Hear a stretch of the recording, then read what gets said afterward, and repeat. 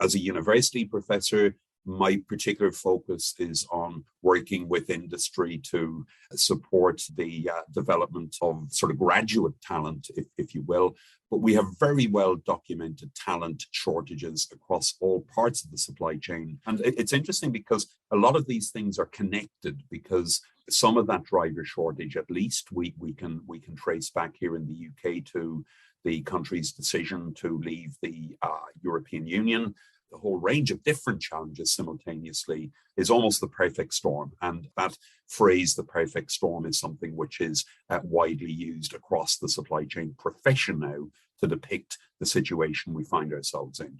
I think the policy-making infrastructure, the policy-making ecosystem wasn't well prepared. Policymakers and politicians at all levels, this whole area, massively important though it is, ended up being lost between the cracks, if you will.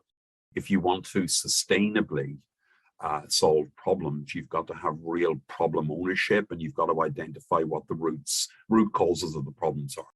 If you want to develop a supply chain architecture that's more resilient, the prerequisite to that is you have to understand the dynamics of your supply chain, and you've got to understand where the vulnerabilities are. And if we look at the logistics industry, the profit margins which they operate on typically are very, very low, unsustainably low, I would argue, and have often argued.